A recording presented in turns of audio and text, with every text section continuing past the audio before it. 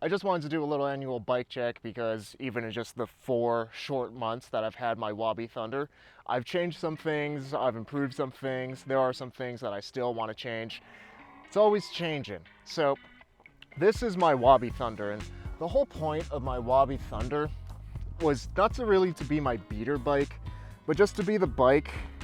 I call it like my do everything bike. I don't beat it necessarily, but I wanted it because the Wabi Thunder is a very capable bike.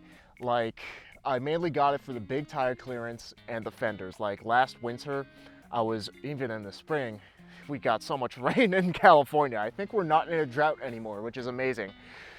I was just riding in the rain so much that I was like, I understand the purpose of full fenders and I want a frame set that can accommodate full fenders. And now, even in August, it's rare, but it does happen. It's a rainy day here in Northern California in August. It's crazy. And the other thing is the big tire so that I can take it off-road. And the third thing is that it has mounts for a front rack so I can take it grocery shopping. This is my no excuses bike. Like, if I need to do anything, this bike can do it. If it's raining, if I need to go grocery shopping, if I want to go off-road, if I want to go touring, no excuses because this bike can do it. And by the way, this video is sponsored by Wabi Cycles. Be sure to check them out, linked in the description if you are interested. I wouldn't call Barbara, my Wabi Thunder, a jack of all trades because she's much better at doing everything than just being a jack. She's more like a queen of all trades. And Barbara really slots in nicely into my stable of now 2 bikes. I know, it's crazy. I've doubled how many bikes I have this year. With my Wabi Special being the bike where if riding is the main activity, that's the bike I'll take because it rides incredibly. Still the nicest riding bike that I've ever thrown a leg over. But the Wabi Thunder is more of like an errand bike, a commuter bike. If I want to ride my bike to do something, that's where the Wabi Thunder comes in. And honestly, I've been riding both of my Wabi Special and my Wabi Thunder pretty equally. Starting off at the front, we have a Velo Orange Portour rack with a PDW zigzag basket large up front to carry all my stuff. And just having a bucket where I can just toss stuff into this PDW loot crate has been super helpful. It's kind of like adding a trunk to your car that did not previously have a trunk. And I find that riding my bike with the weight on the bike is way more comfortable than the way that I've been doing it for years, which is just throwing stuff into a backpack or messenger bag. Nowadays, I almost never carry anything on my body when I'm riding my bike just because carrying it in the rack is so much more comfortable. And the rack and the basket, like I go grocery shopping with this thing for me and my wife, and I can get a week's worth of groceries for the 2 of us in one trip, which is pretty sick. The Velo Orange Portour rack is rated for up to 60 pounds of gear. I've carried up to maybe 30 pounds, so it's pretty nuts how much weight this thing can carry in the front. On top of that, because the rack is a nice rack, it's pretty stiff, it doesn't get too wobbly even when it's loaded down with a lot of gear in front. Like, more gear than the bike weighs, pretty much. And usually on my rides, I'll just carry some basic bike tools, like a pump and my tool roll.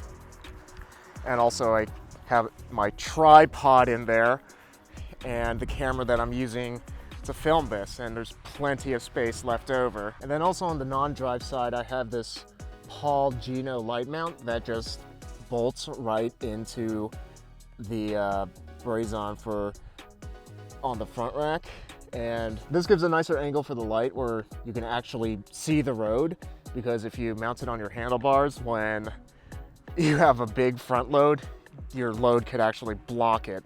And also it looks super sick. Did change the cockpit up almost entirely. When I built this bike, I originally intended it to be my alt bar bike so I don't have to switch between drops and alt bars so much.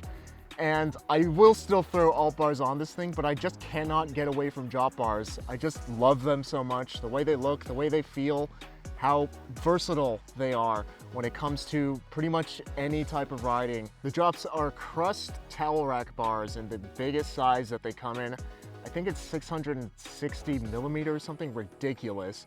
And I wanted it really big so that I have enough clearance in the drops for my giant basket. So far they've been super comfortable. reasonably enough aerodynamic. I mean, they're super wide, like you're not breaking any land speed records on this thing, but they handle any of the riding that I throw at it very well. I wrapped my handlebars with New Bomb's cotton tape. It was originally black, and as cotton tape does, it has just faded disgustingly over time. Something I did try this time around was to shellac it, which is supposed to seal the color, make it more weather resistant. I only did one layer of shellac on these bars. I went with New Bomb's cotton tape because I really like the texture. I like thin tapes.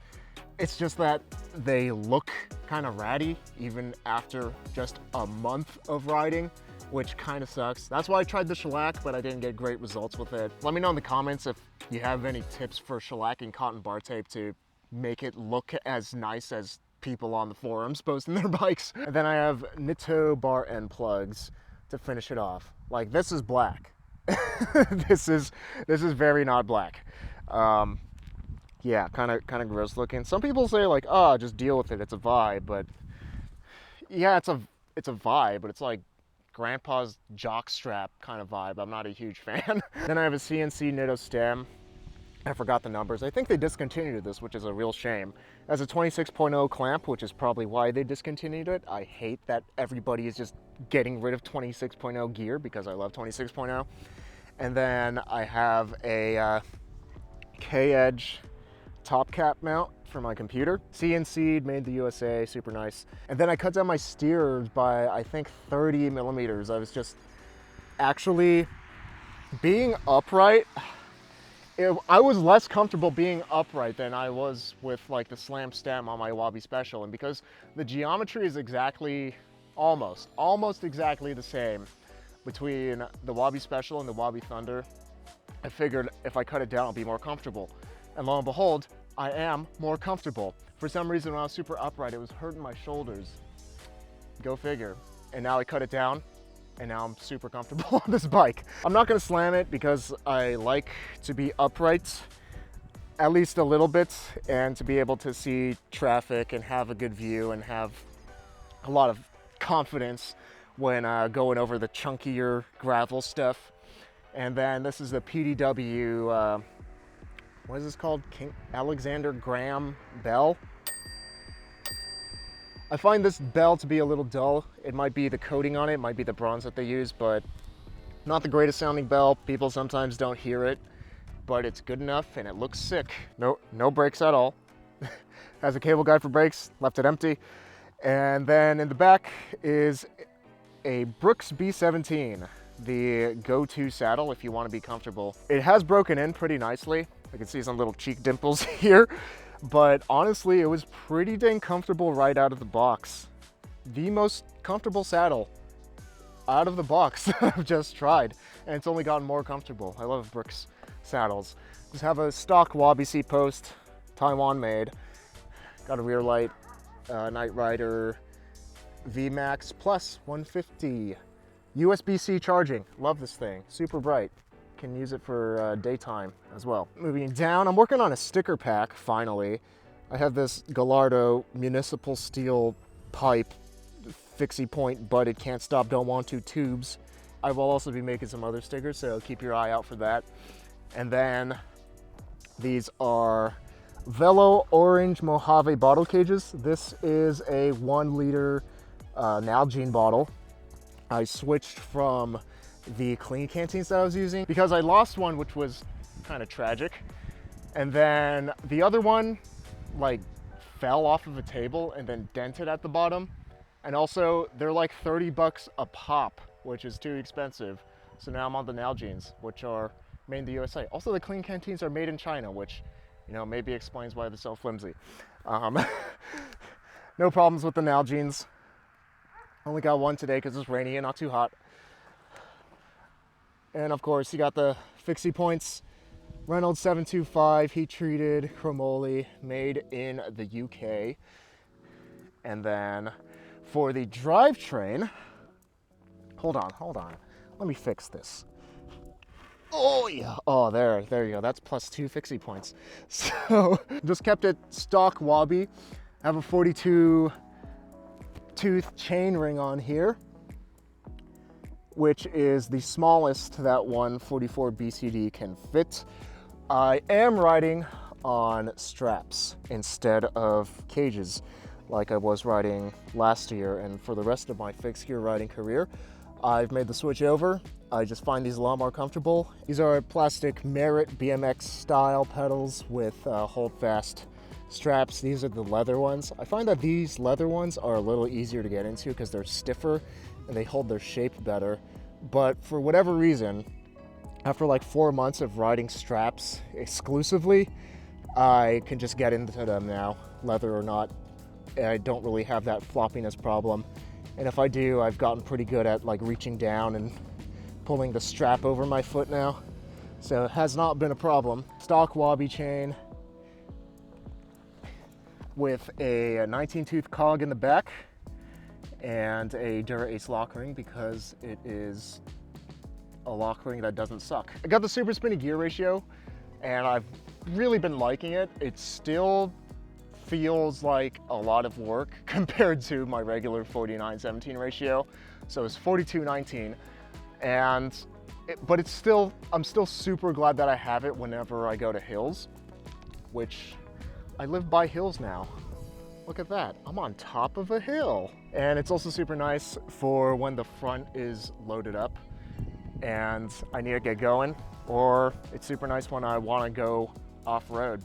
A lot of control over the bike, not without feeling like it's going to kick me off. The wheels are made in the USA, Velocity coils, 32 spoke, just laced to seal bearing formula hubs, the best hubs for your money, honestly. I have fancy White Industries hubs. They feel just the same. Like, what can I say? The tires are tubeless, Panaracer Gravel King Plus in 43 millimeters.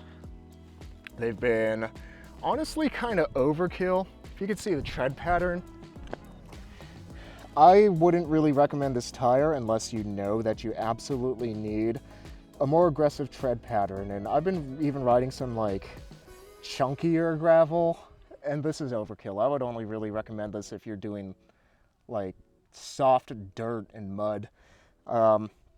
They do feel a bit more sluggish on pavement, which is probably like at least 70% of the riding that I'm doing on this bike. So it's a bit overkill, but I'll wear them out and then switch them out to probably Panaracer Gravel King slicks. I do like that they have that peanut butter colored sidewall, looks really classy. And then the fenders I'm also not super stoked with. They're SKS Bloomels, and they're plastic fenders. I got them because Wabi sent them to me. They're easy to install because a lot of times fenders have clearance issues in the chainstays and then you have to hack and slash them to get them in there. These ones have cutouts, so you don't have to do that yourself, which is super nice. Makes it installation super easy. But my main problem with them is that they're just too short. Like, without this mud flap here, the fender ends pretty much like right here, which means that water, which is relevant now because it's August and raining, the water will kick up from the tire and get your feet wet, which kind of defeats the whole purpose of having fenders. Like, it's fenders and their job is to keep you dry, yet they don't. So to remedy that, I have this mud flap, which they do sell separately, and I had to buy with my own money. But the mud flap on the back, you can see how it attaches. It just snaps on. It's not super secure, and because it's made out of rubber, it's not the most durable. You can see this is like almost gonna snap off soon. And then this one has already snapped off in just the 4 months that I've been riding this thing. And I had to tape it on with some gaff tape, and it just looks jank. And another thing I don't like about these fenders is that there's this clear stripe down the middle where you can see all the dirt and schmutz. So I haven't been super happy with these fenders. They've been fine. They're better than not having fenders, but we can do better. We can do better. I'll probably hit up Velo Orange for some fenders. I've been super happy with this bike. It's been a blast to ride. It's Surprisingly, I ride this bike just as much as my Wabi Special. Like, it feels just like a beefed up version of my Wabi Special, which already feels like home. But this bike, although the way I set it up is not as fast, it's not as zippy and nimble, it feels like it could do so much more. And if there's a bike that I'm gonna take out and I don't know what my ride is going to look like, I take this thing. Because if I find any dirt roads or gravel paths, or I just don't know what I'm going to be doing on my ride, if I'm going to pick something up at the store on the way back, this is it. It can handle it. If you're interested in learning more about them, be sure to check out my video where I built this thing up, and check out Wabi Cycles, linked in the description below. Fixie famous shoutouts to David K, Salvador Lombroso, Julian Corona, Brandon Black, Brent David, Mohr, Perez, and Tad Onchi for helping to make these fixed gear videos possible through their support on Patreon. Remember that life is short, but don't make it shorter, so be sure to ride your bike every day to be reasonably dangerous.